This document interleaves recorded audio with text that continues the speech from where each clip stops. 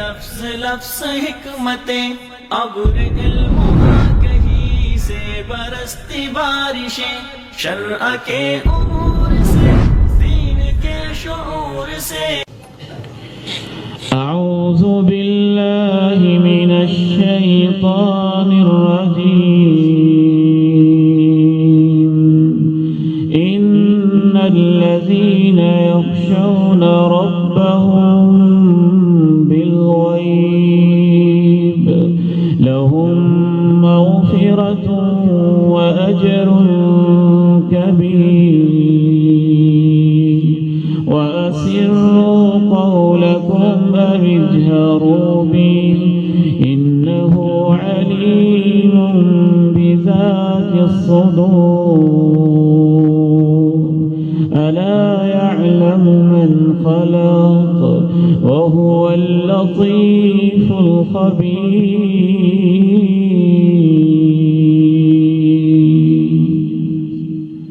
بلا شبہ وہ لوگ جو بن دیکھے اپنے رب کی خشیت اختیار کرتے ہیں. دو اس کے معنی بالغیب کہ یا تو تعلق ہے ربہم سے کہ انہوں نے اپنے رب کو نہیں دیکھا اور پھر بھی اپنے رب سے ڈرتے ہیں، اور دوسرا مفہوم یہ ہے کہ ان کو دنیا کی کوئی آنکھ نہیں دیکھ رہی ہوتی، وہ خود عالم غیب میں ہوتے ہیں، کوئی ان کو آبزرو نہیں کر رہا ہوتا، وہ پھر بھی اپنے رب سے ڈرتے ہیں. ان کو مبارکباد دے دو کہ اللہ ان کی زندگی کے سارے گناہوں کو معاف کر دے گا. وَأَجْرٌ كَبِيرٌ، اور اجر بھی بہت بڑا عنایت کرے گا، اجر بھی بہت بڑا عنایت کرے گا. ان الذين يخشون ربهم بالغيب لهم مغفرة وأجر كبير وأسروا قولكم أو اجهروا به إنه عليم بذات الصدور ألا يعلم من خلق وهو اللطيف الخبير.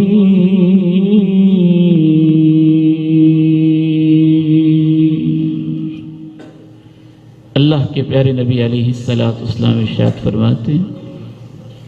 ایک شخص ہے زندگی بھر عمل سے غافل رہا ہے، احتضار کا وقت ہے، نزع کی کیفیات کے قریب قریب ہے، اور اس سے پہلے ہی اپنے رشتہ داروں کو جمع کر کے ان کو ایک وصیت کرتا ہے کہ نیکی تو کوئی کر نہیں سکا، جب مر جاؤں نا تو تم اجمعوا حطبا کثیرا، بہت ساری لکڑیاں جمع کرنا، ایندھن اکٹھا کر کے اس کو آگ لگانا، جب آگ کے شعلے بھڑکیں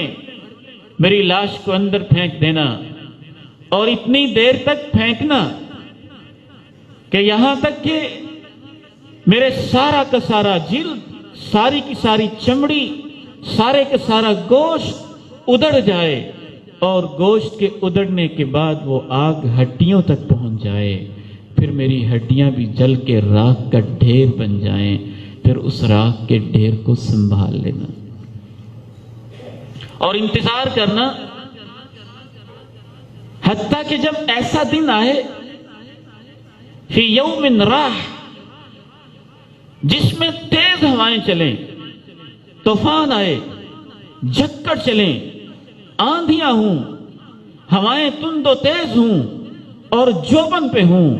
اس وقت میری وہ سنبھالی ہوئی راکھ اس کو اکٹھا کر کے کسی سمندر اور دریا کے کنارے پہنچ کے اس کو یوں اڑانا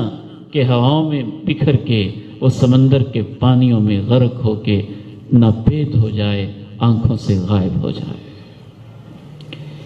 ایسے ہی کیا انہوں نے. رب کریم نے اسے سامنے کھڑا کیا اور پوچھا میرے بندے اپنے آپ کو اتنی سزا کیوں دی تو نے؟ اپنی لاش کے بارے یہ وصیت کیوں کی؟ جواب دیا، اللہ تیرے سامنے کھڑے ہونے سے ڈر بڑا لگتا تھا۔ کہا تو جیسا بھی تھا، تیرے اس ڈرنے کی وجہ سے میں تیری زندگی کے سب گناہوں کو معاف کر دیتا ہوں۔ اور ایک روایت میں وضاحت ہے کہ وہ بے عمل بھی تھا اور بد عمل اتنا تھا کہ کفن چوری کیا کرتا تھا، مردوں کو معاف نہیں کرتا تھا۔ کہنا نباشا، قبریں کھول کھول کے کفن چوری کرتا تھا۔